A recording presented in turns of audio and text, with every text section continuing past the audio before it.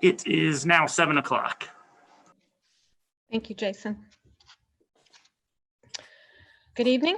I'd like to call to order this meeting of the Urbana City Council for Monday, January 25th, 2021. Will the clerk please call the roll? Ms. Wu? Here. Mr. Sachs? Here. Ms. Hersey? Here. Mr. Brown? Here. Mr. Roberts? Here. Mr. Colebrook? Here. Mr. Miller? Here. Mayor Marlin? Present. Next item on the agenda is approval of the minutes from two previous events, the meeting of January 11th, 2021, and a public hearing on January 19th, 2021. Do I have a motion for approval? Move to approve the minutes. I'll second. Moved by Jared, seconded by Bill Brown. Any corrections? Will the clerk please call the roll? Ms. Wu? Yes. Mr. Sachs? Yes. Ms. Hersey? Yes. Mr. Brown? Yes. Mr. Roberts? Yes. Mr. Colebrook? Yes. Mr. Miller? Yes. That motion passes. There are no additions to the agenda tonight. We have no presentations scheduled, so we'll move on to public input.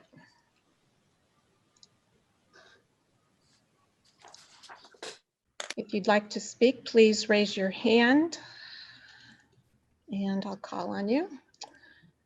First person to speak is Tracy Chong.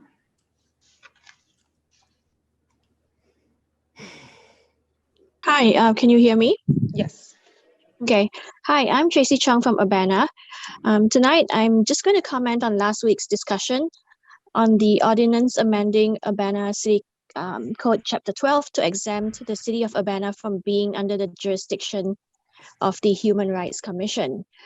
So I started last week's public input saying that I was not sure how much information city council members were given by city staff or how honest the information is.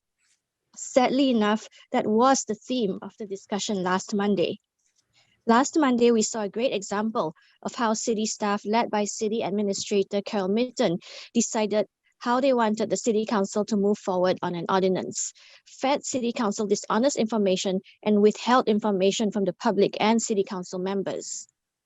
Last Monday, it was brought to light that Carol Mitten did not disclose to City Council members during her meetings with them, in her memorandum written, and during her presentation last Monday, that the Human Relations Commission had come up with two variations of the ordinance change, one that exempted the city from being under the jurisdiction of HRC, and one that did not exempt the city. It was the intention of the HRC that City Council discuss both options and come up with their decision. However, Carol Mitten decided for herself that the city should be exempt and presented that as the only option. Not only that, she framed the presentation in such a way that this was the only feasible solution that was worth discussing. So this happens over and over again when discussing issues. City staff will decide their stance on an issue and present the worst case scenarios to support their stance. As usual, she received the backing of Mayor Marlin.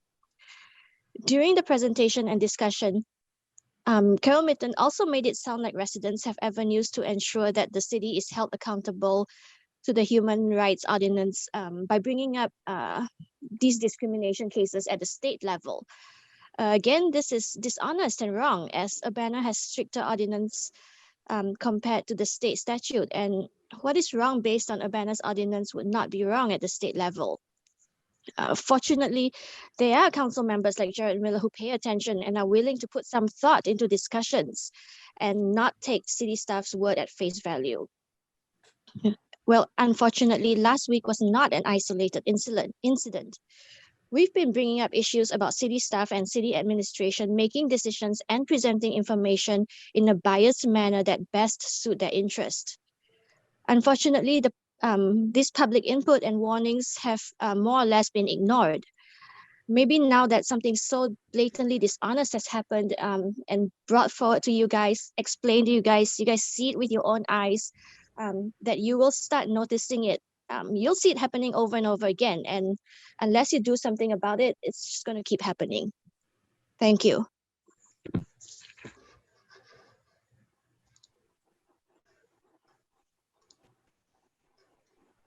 Next up is Julie Watkins. Hello, can you hear me? Yes. Hello, my name is Julie Watkins. I lived here since 1976, and thank you for the opportunity to make comment. Last week, a council member during discussion stating an option was too expensive. There was a lot else that was concerning about this situation, and others have or will make input about those. I want to focus on too expensive. That's a stand-in many times for impossible or can't. Way too often someone says can't when they mean won't. It's really better to say won't or shouldn't and then explain reasons. Even better, start off acknowledging the situation that led to the dispute before you start on explaining reasons for won't or shouldn't. That approach would be a respectful way of showing you're actually listening rather than reinforcing the status quo.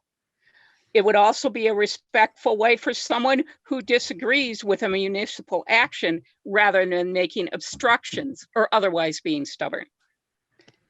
The thing about saying won't or shouldn't is this opens up space for discussing alternatives and priorities. Part of what was described last week was that the board was trying very hard to negotiate, and there was an impasse, a contradiction the board has run up against in previous years. It sounded as if someone was being stubborn because of the way they interpreted municipal ordinance and state law. It's been said elsewhere that the safest communities have the most services, not the most police. I want to end with a final can't or won't observation. Cities all over USA are having trouble because they don't have revenue for all the services their communities need.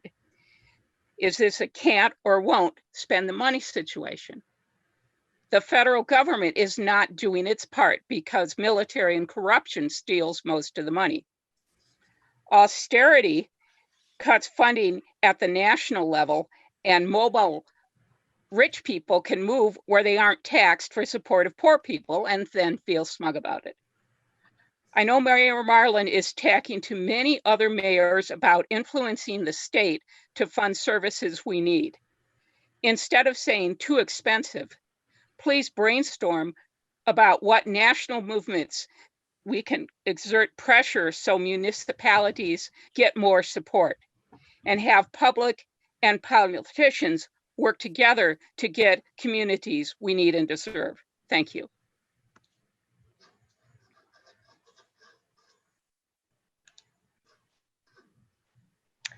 Next up is Christopher Hansen. Hello, can you hear me okay?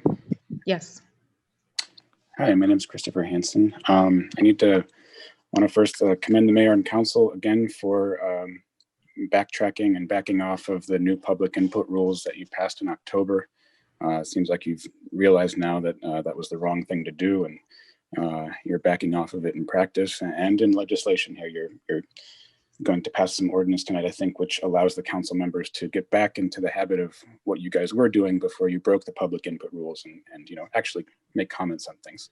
So it's good to see that you're going back to the way things should have been. And as a reminder, there was no person from the public who supported the change in public input rules that I could see. So you're really just doing what the public asked. I have to agree with everything that Ms. Chong said about the human rights ordinance issue.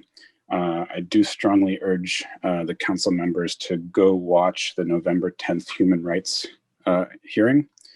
And I've sent you that information, and I've sent you articles and documents on that event, that incident. And I specifically would like you to think about and review the city attorney's conduct in that matter, and the way he postured himself and the way he conducted himself. in the face of a person from a resident of Urbana, basically finding out plain and clear that the city of Urbana is discriminating in violation of its own human rights ordinance. Now, I know James Simon is leaving the city in March, and I think that's fantastic. Getting rid of someone like that who's just completely unscrupulous and has no sense of ethics is going to be great for the city. Now, I warn the council, the mayor is going to have to hire a new city attorney, and she's going to have to shop around for someone who's unscrupulous enough to defend some of the things the city has done. And I strongly encourage the council to take an interest in this selection process, and make sure that we select an attorney who is actually ethical and actually has and holds dear Urbana values and Urbana ethics. We still have problems with FOIA. I watched the League of Women Voters candidate forums, and I watched the forum for mayor, and Mayor Marlin said something to the effect of, "Oh, we always comply with FOIA." Well, Champaign County courts don't agree with that statement, and the Illinois Attorney General doesn't agree with that statement. So, I mean, that's just a lie, and you're still violating FOIA. And I know the mayor has said that, we've improved the situation and we're doing better. No, you haven't. You're still denying records. You're still not filling requests. So I just don't understand why we need more deceit on that issue. I was watching the use of force discussion on January 11th. I went back and watched it again. I was wondering when that issue was going to come back to the council. And I know the point was made that really it didn't need to come before the council in the first place because the council has no power or oversight in regards to police policies. And Jared Miller raised that issue multiple times in that meeting, and it still hasn't been answered. Why doesn't the council have some say in police policies? Clearly, the public wants you to have say. Clearly, the public wants it to be discussed openly and publicly and approved by their elected officials. Carol Mitten said she was going to flesh it out and come back to you, but I mean, it's more than 2 weeks later, and I still haven't really gotten a clear answer on that and when you guys are going to talk about it again. So I hope someone will actually answer that. And I'll leave it there. Thanks.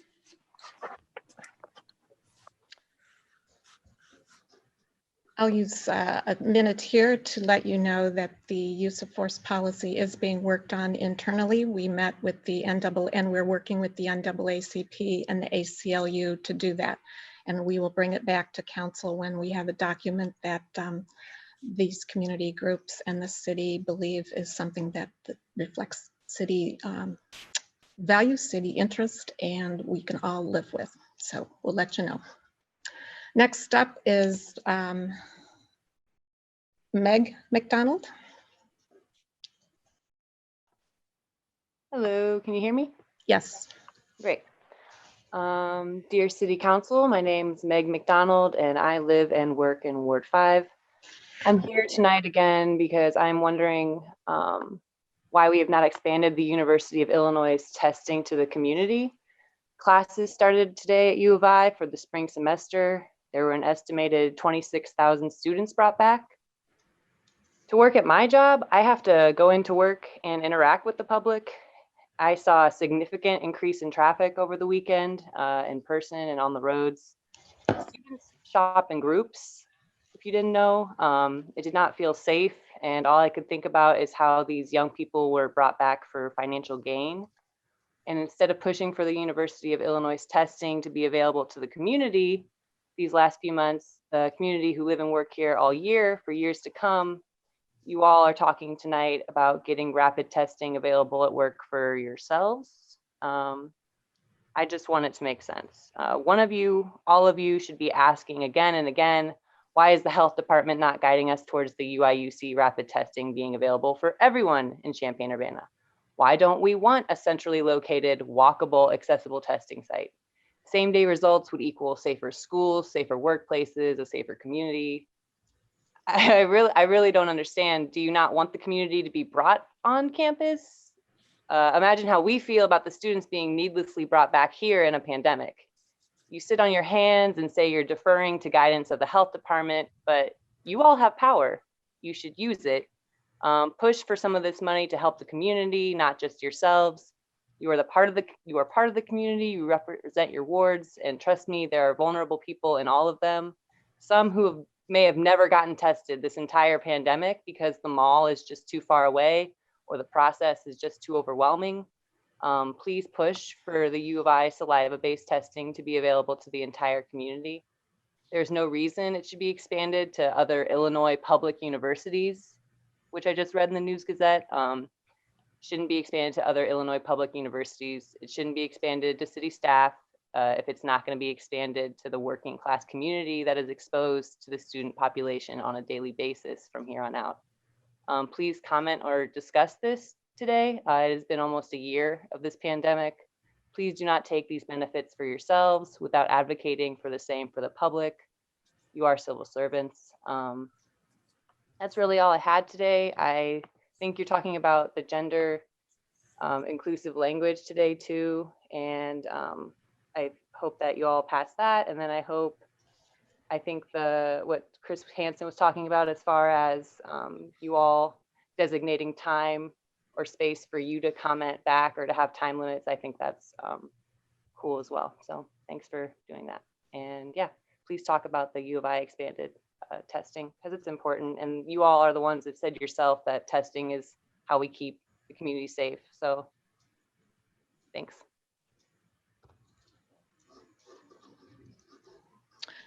I can tell you that Mayor Finan and I have been pushing for expanding saliva testing to the community for months. The University of Illinois is committed to doing that, and they've been working very hard to make that happen. They're trying to deal with the logistical and technical challenges of expanding to a community outside of a closed system like the university. But believe me, there's been a great deal of work done behind the scenes by people on both our end and mostly on the university end, and as soon as it can possibly be done, it will be. Thank you.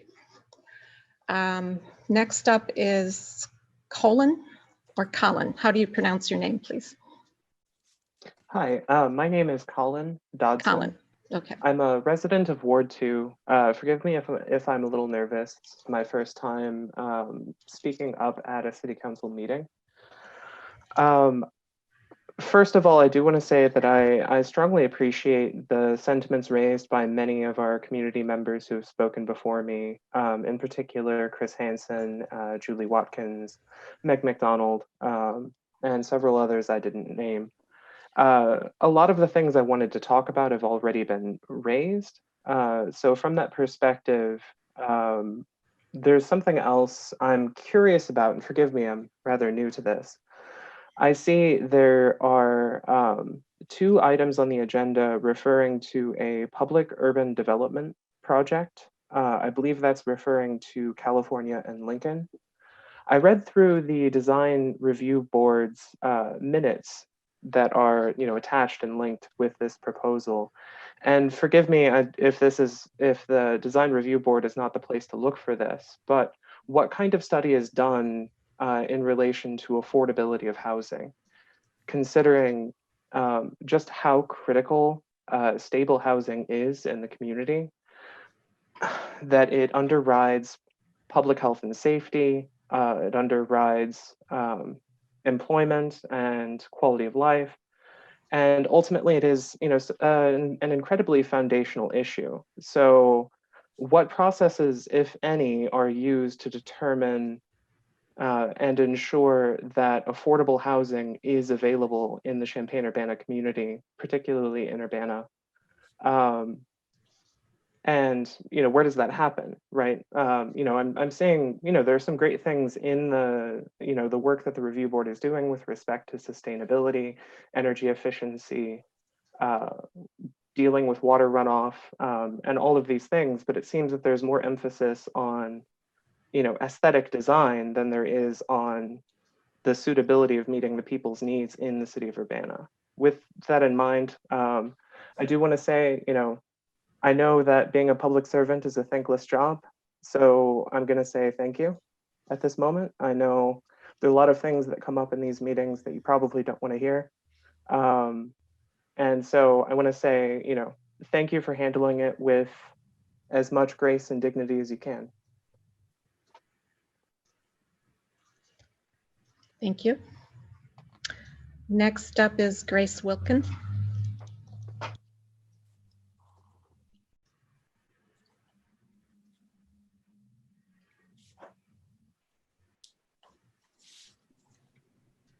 Hi, can you hear me? Yes, we can. Okay, thank you. My name is Grace Wilkin. I use she, her pronouns, and I am a resident in Ward 6. I want to call for tonight in support of, well, comment on quite a few things, but first one is support of the gender neutral language proposal. It looks like a good resolution, and I hope you support it. And I think that it's a responsible use of funds to reallocate your travel money to go towards that.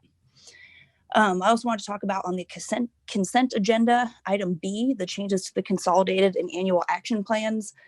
I'm really confused about this money. I understand it's grant money. It says coming from HUD in this $1 million budget. I'm just kind of confused. And I support any housing assistance that's going towards, or any funds going towards housing assistance, first followers, and a lot of the items on there in this budget on the first few pages. But it seems like proportionally small. I want to see more funds going towards directly helping people who are most in need. Because it looks like on the public service section of the agenda that there's more money going towards public facilities, I'm guessing maybe new ventilation and stuff, than on all of the housing programs combined that are actually going to help people directly. So I encourage you to please consider more money going towards housing and community organizations and not as much going into these facilities. And the same thing with testing. I don't think it's responsible to spend an extra $25,000 to the U of I for a second COVID test just for staff. I don't think that's a responsible use of funds. Sorry, looking at my notes here. And just keep in mind, please, that with all of these services for housing assistance, that there are still many people who are not able to access them, who are on a wait list. There are people in our community, even elderly people sleeping on the streets in the freezing cold right now, who I know are on a wait list for the housing authority, for senior housing in particular. So I think these are good things, but it's definitely not enough. I'm also wondering how these public listening sessions went. It looks like there's no meaningful public comment on pages 17 through 18. The summary only mentions 4 public comments, and some of the hearings just say no comment, none. I'm also wondering where these appendices are with more details on public comment that are referenced throughout that resolution. I don't see them included in there. I hope that you have access to them. Maybe they were just redacted for the public. I hope that we do better to get meaningful input from the public in this new comprehensive plan. I'm looking forward to seeing that. I also want to speak about some of the new housing units, regular agenda items C and D. Please keep in mind that we have around 5,000 empty homes in Champaign-Urbana and almost 150 who are homeless. We need to connect people with housing and utilize our existing properties.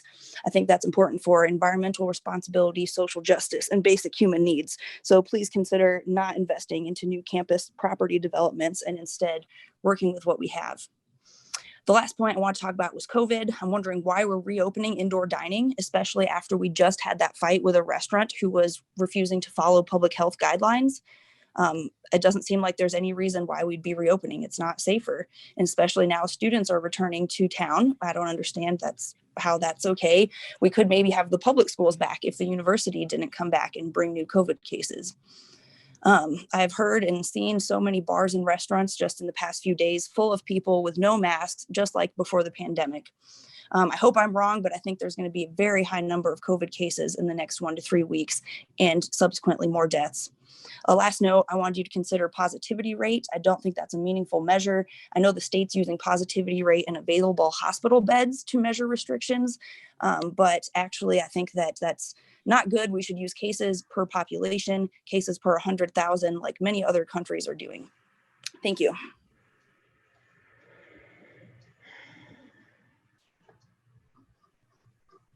Next up is Angel Johnson.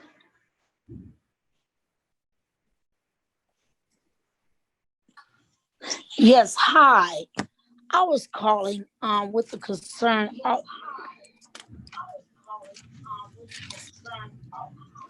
I turn my TV down just a minute, please. Okay, yes, I was calling concerning the grants and the housing. I'm not for sure how that worked, and I've been listening to the counseling meeting with Sheila Dodds, and I have called her since, I think way back, we started back in 2019 of June. And then we had a conversation again, June 2020, about the grants and housing. And then we spoke again, let's see, January the 21st, 2021, about my mortgage. And then it was another grant for all different types of help. And I asked for help for our church, our precious daycare, EJ Sons and Cleaning business that we have and own. And I was just kind of concerned here because I was listening back on the meeting on the 19th of 2021. And I just was really concerned that Sheila Dawes said that she has help with it, with everything, and everyone sent in applications, and that she have spoken with some people, and she probably have. But I've been after this for a long time and trying to find out the correct information. Now, we just filled out our mortgage information. Again, she asked for the information for the second time. So we put we supplied her with the information. Okay. So each time she never wrote back and said like nothing's wrong. And then Mayor Marlon, I have contacted you several times and have spoke with your assistant. I don't want to say her name, but I spoke with your assistant several times. And I also made a call today so that I can speak back with Miss Sheila Dodds. And she said she was going to also connect me with the grants with Miss Stephanie. I don't have all my notes in front of me right now, but Stephanie Mann, that's what her name was. So my concern is like, when you fill out the application, when you go through the email and everything that she asked you for, and you turn it in, who's to get back in touch with you and say, hey, this is going this way. When we reached back out to her, we said, do you have everything we need? It takes a long time for everyone to like, first off, get back with you. And I think that she might need someone else, probably. I don't know how big is her staff, but maybe if someone else could have reached back out to me, or maybe if you could have reached back out to me, Mayor Marlon, it would have been really nice. And plus I called you to see if we can talk about a business for a restaurant in Lincoln Square, but I never received your information or your call, or, you know, I don't know what's going on, you know what I mean? But I have really been ignored, and I really believe in my heart. My name is Pastor Angel Johnson, Divine Invitation Abundant Life Ministries. I have been faithful to this community. I am a homeowner. I pay my taxes faithfully. I pay for anything that you guys ask for in the city of Urbana. We are in good standards with everything.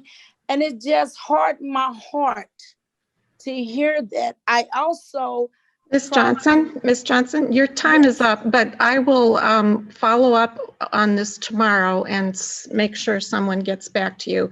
It sounds like you've applied for grants in 2 different departments, and we'll see what the story is on that. But we'll get back to you, okay? Thank you. Does anyone else wish to address the Urbana City Council?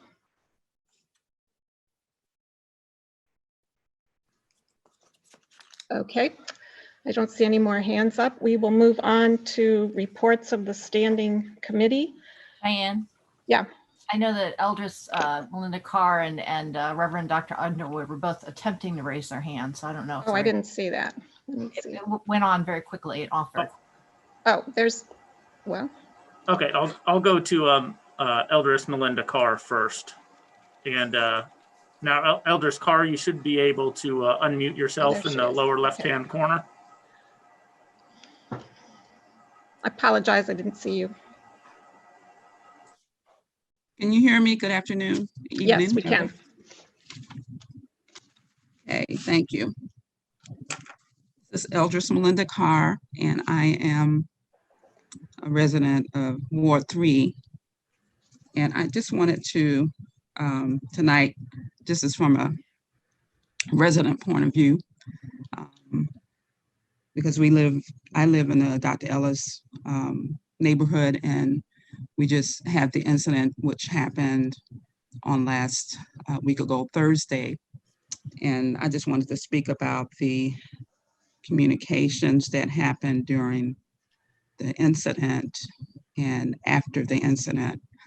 And so when that happened, we, was reported to the police, and there was communication, I guess, to the residents, but through the vehicle of Facebook that's set up for our neighborhood. And I'm speaking of the city of Urbana, and maybe there is a communications plan. So I'm speaking of more of a mainstream communication plan where we communicate out. And I don't know how that is working or how we do that, but so when something happens, such as an incident such as that, how is it normally communicated out to the people who may be affected, and if a police report is made? And so I'm just saying that, and I know the mayor sent out a postcard. Thank you for the postcard. I got one. And so I'm not saying, Facebook and postcards and some of the other information that was posted are not good if someone is receiving or connected to those mediums, but for a global communication plan for people who may not have social media. So some elderly people or maybe others who don't, have access to that, a way to communicate to them when something happens, and that is done on a global basis. And so that everyone in the other parts of the community are aware of things that happen like that. Because, and I noted that I was looking at searching some of the information on this particular group, and I saw that the mayor also noted that the Southern Poverty Law Center mentions them, and it's, they monitor hate groups and other extremists throughout the U.S. and expose their activities to law enforcement agencies, the media, and public. So that's on their website. They've been around for a long time. So, and this was publicized by the media, but it was, like 5 days later. So some kind of immediate plan. And I'm speaking to the council as a whole to say, looking forward, what plan will be developed for types of things that happen that need immediate notification to residents that may impact them globally. Thank you. Thank you. Okay. All right. I don't see any more hands at this point. Oh, Dr. Underwood. Yeah, Dr. Underwood, I made it to where you can unmute yourself. If you go to the lower left-hand corner of your screen and unmute yourself, you should be able to talk.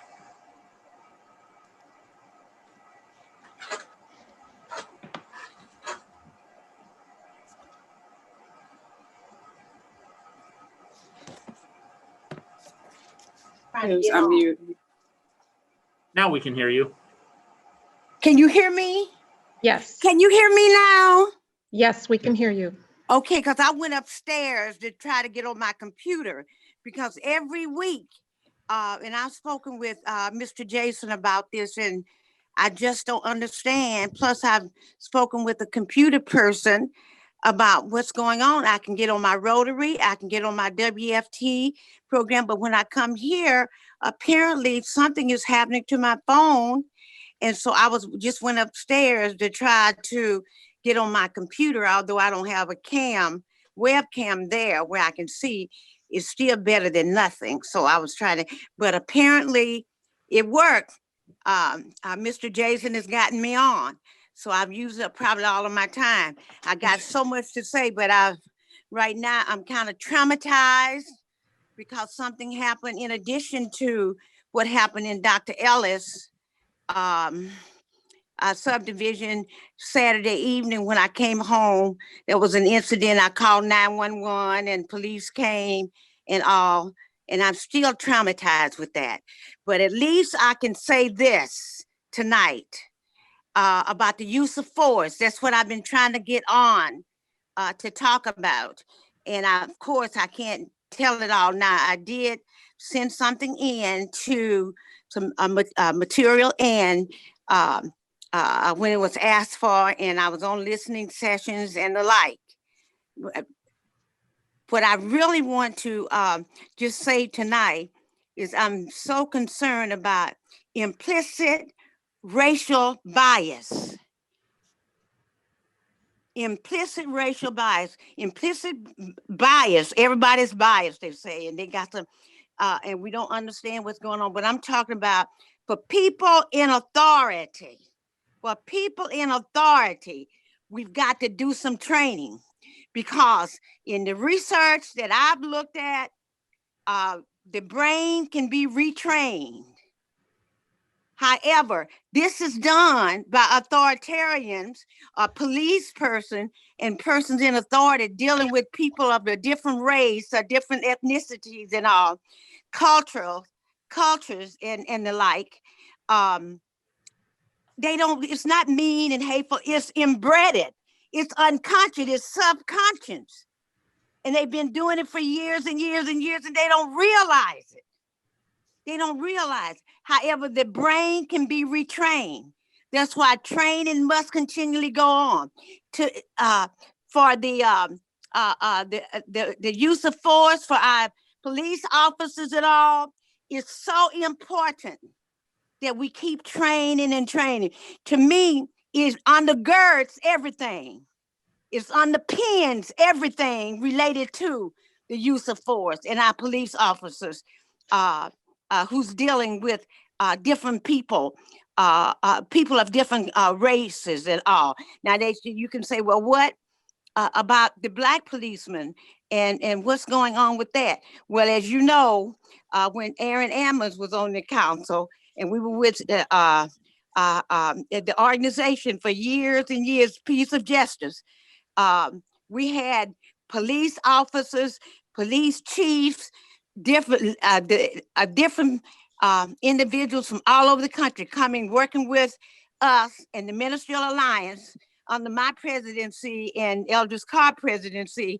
And we worked with this Citizen for Quality Education, because education is a part of it too with our youth. But right now, they're not being killed now, but they're being killed. Now, I'm not saying in Urbana, but it's happening all over the country. And what we can do is with this implicit racial bias, what we can do is start training, but it got to be ongoing. Because if it's been embedded in you, it's in your subconscious, and you do it without thinking, just like this incident I just had.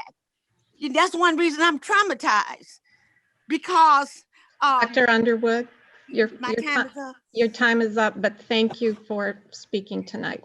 Yes, and please have it open for me. Mr. Jason, I'm going to call you. Something you did was able to get me on, because this is so important. Thank you. Okay. I'm sorry. I'm sorry. I'm sure it's been frustrating. We'll make sure you get on next time. Okay. All right. Don't see any more hands. We will move on to reports of the standing committees. We have a consent agenda to pass, and then the regular agenda, and Sharice Hersey will present both. Just a reminder that Councilmember Hersey will read each of the 4 items on the consent agenda. If any council member wants to have an item removed, they would take a motion and a second and a vote of the majority members. I'll turn it over to Sharice.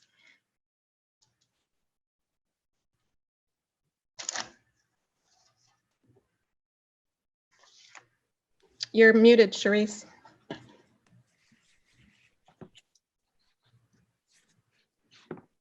Unmute. Okay. I've got the stuff in front of me and I'm not. Okay. All matters listed under the consent agenda are considered to be routine and non-controversial by the City Council and will be enacted by one motion and one roll call. There will be no individual discussion of these items. If discussion is desired by the mayor, council members, or a member of the public, the item will be removed from the consent agenda and discussed immediately after approval of the remaining items in the consent agenda. Before you for consent agenda, bring for the approval of the City Council, resolution number 2021-01-001R, a resolution accepting the assistance to firefighters grant program COVID-19 supplemental AFG-S funding from the Federal Emergency Management Agency, United States Department of Homeland Security, and that is for the fire department. Item B, resolution number 2021-01-002R, a resolution approving an amendment to the City of the Urbana Consolidated Plan and Annual Action Plan for year 2019 to 2020, and that is community development. Item C, an ordinance number 2021-01-001, an ordinance revising the annual budget ordinance, budget amendment number 5, omnibus, finance committee or division department.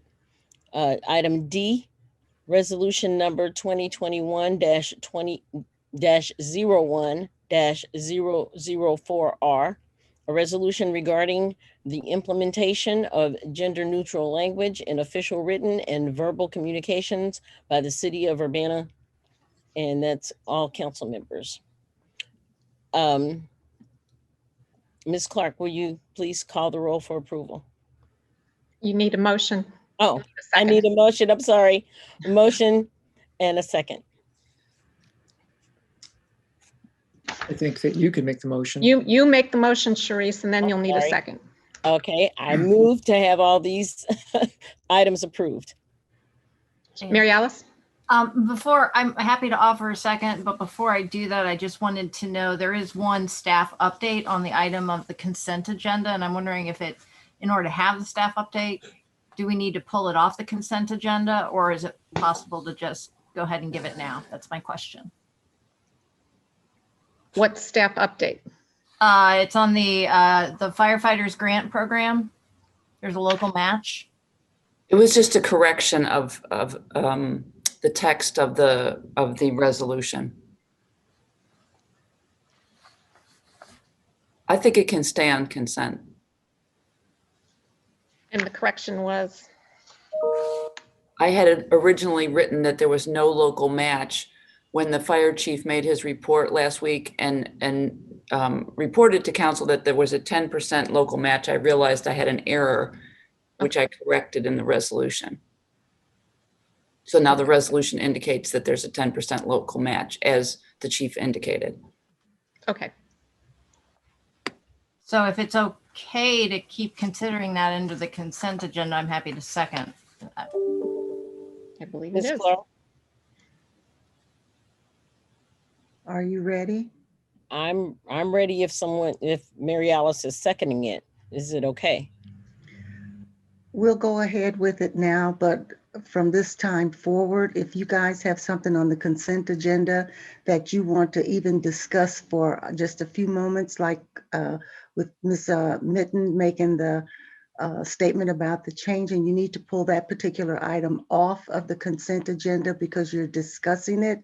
Purpose of the consent agenda is to read how you did before and state what it is that the consent agenda is for, and then moving on with your motion and a second and a vote.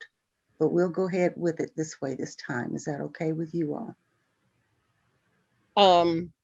Actually, I would say let's pull it off and continue with the rest of the items. Well, you've already discussed it and you're ready to move forward. So it actually can go forward at this point. Just the next time when we do a consent agenda, you need to remember that whomever it is that's in charge of handling the meeting. That's what that purpose is, okay? Okay, thank you. All right, here we go. Ms. So, Wu, am I ready for me to call the roll, Sharice?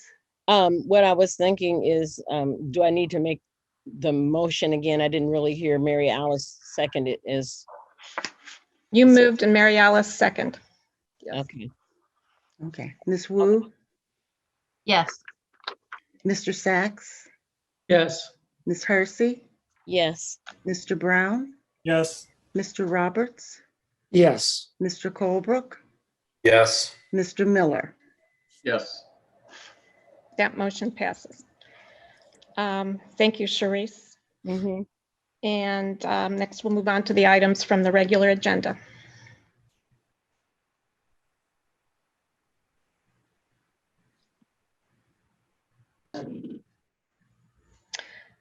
That would be resolution number 2021-01-003R, which is a resolution amending the City Council and Committee of the Whole rules.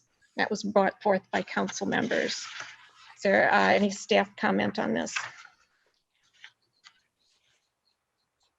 All I would say is that I provided you with the updated language per the discussion you had at the Committee of the Whole, and I also had sent a Word version of the document as you had requested. Is there a motion to get this before the council?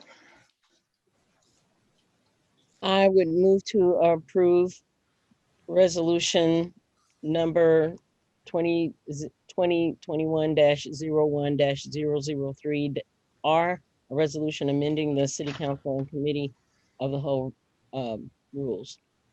And I'll Second.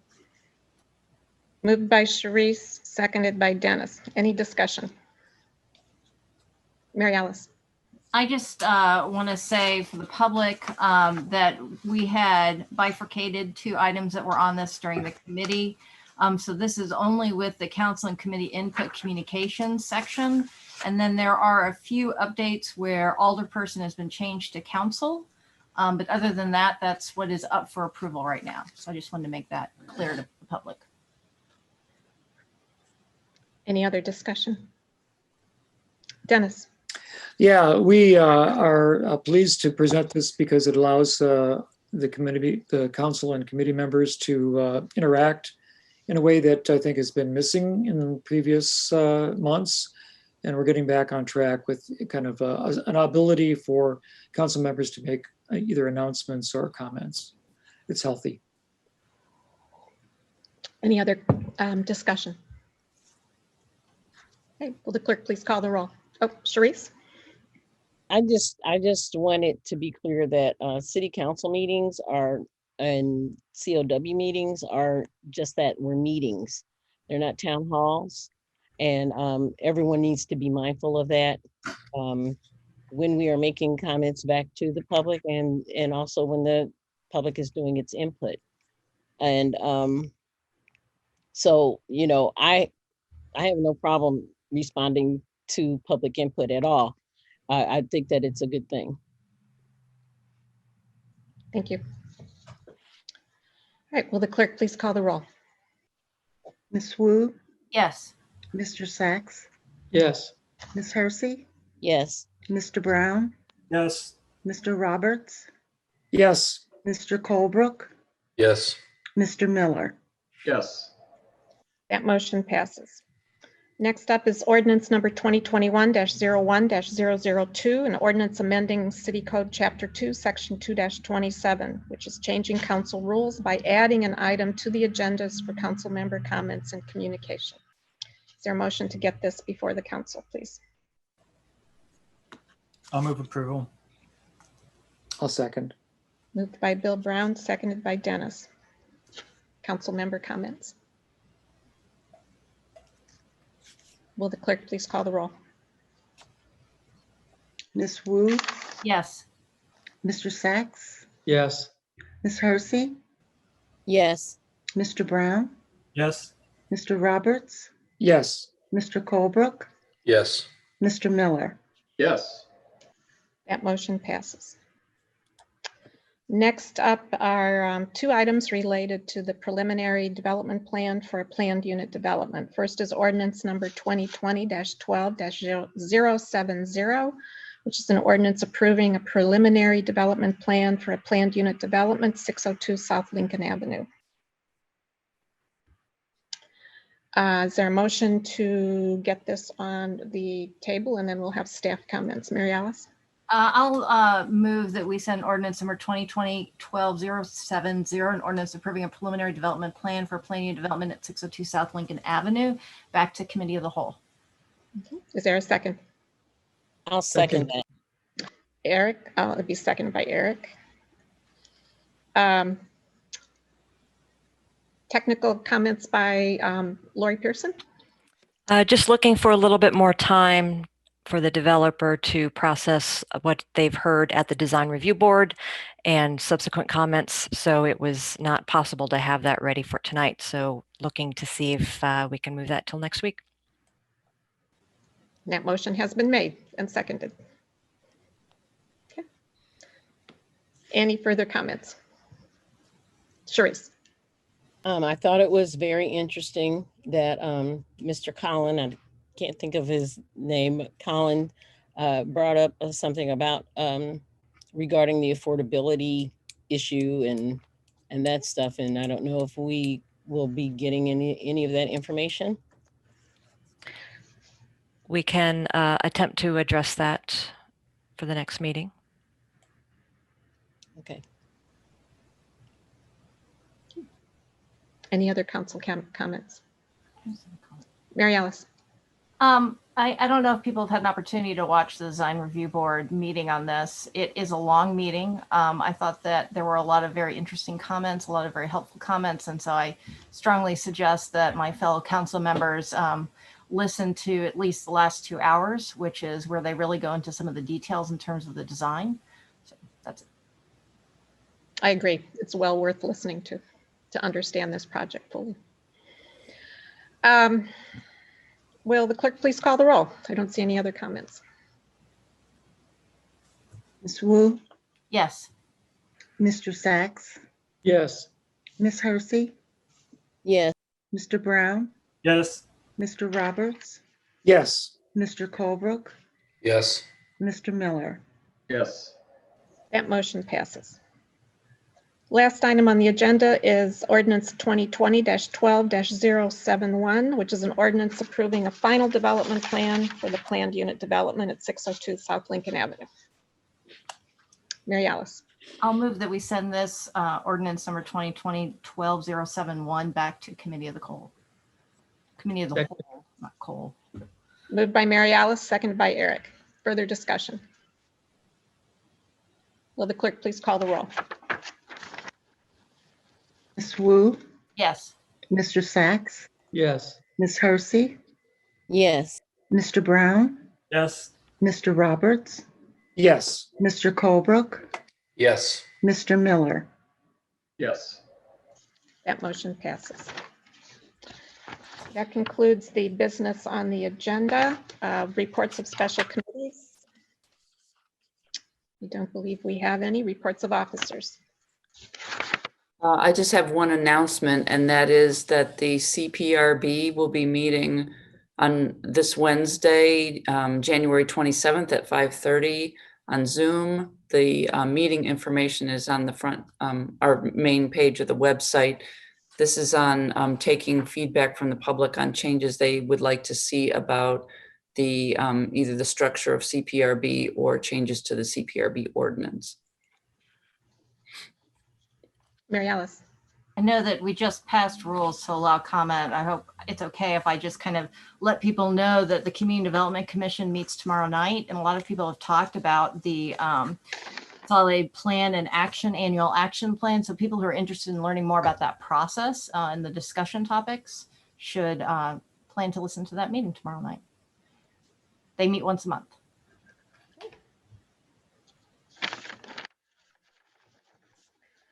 All right. Last announcement, I just wanted to let the public know, number one, you've probably heard, but the sign up is now available for members of the public 65 and older to receive the vaccine. You can call 217-239-7877 for an appointment.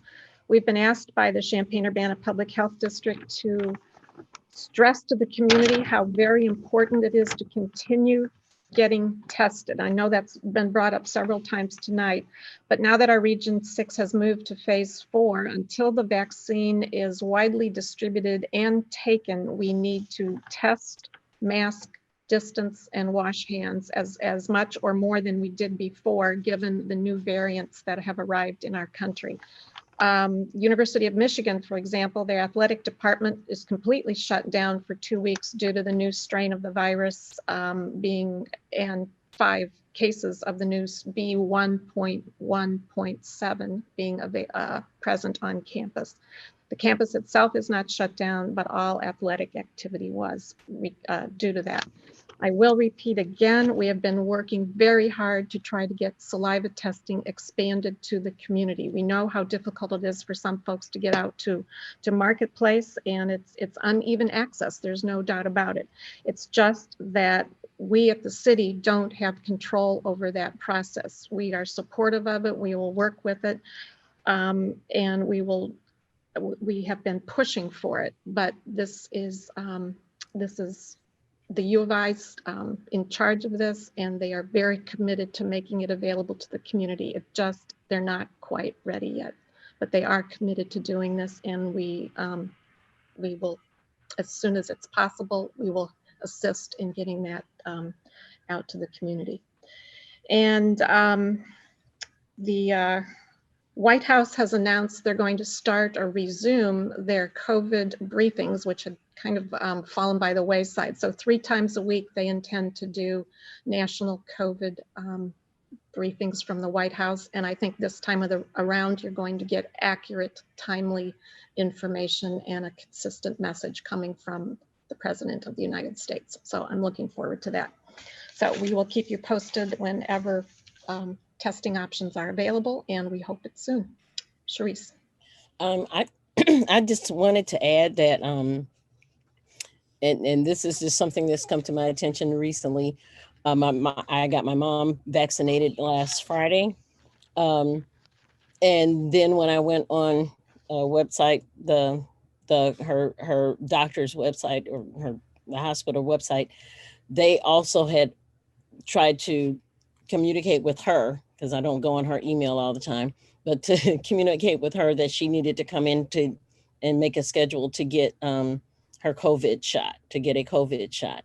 So if you're not able, I'm just adding this in, if you're not able to if you don't make the sign up at the time when you need to make the sign up, look at, call your doctor, call your primary physician and find out if you can get your COVID through your insurance that you may already have, or Medicare, which is it's a free shot. It doesn't cost anything. So your primary caregiver may also already have, not primary caregiver, but your primary physician may also be trying to reach you to schedule a time for you to come in and get your COVID vaccination. And that's a good point you raise. We've been also asked to let people know this is free. Anybody who is charging you for a vaccine is a fraud. So do not pay for that vaccine. You can't even be sure it's real. So this is a free vaccine. You should get it through one of the approved clinics here in the community. And you can get it through your doctor. Or your doctor. Or there's a parallel program through the pharmacies, CVS, and Walgreens. That has rolled out slower than people anticipated. The supplies are less than what people thought, but the federal government had contracted with those two chains to do long-term care facilities. Locally, I think there's an effort to transfer some of that over to public health so we can get the long-term care facilities done quicker than what's being done now. So it's very fast moving. Things change by the minute here, but what we're limited by in this community, because of the amazing logistics we have set up here, what we're limited by is the actual supply of the vaccine. We can't, you know, we could give more vaccinations if we had more doses and if the supply were more predictable. So that's the constraints folks are working under, but the logistics here are set up to do it very, very well once we get the supplies here. So again, this is, if you have to be in a pandemic, this is one of the best places I think in this country to live, Champaign County. So with that, no further business before us. This meeting is adjourned. Good night, all. Thank you. Good night, everybody. Well done.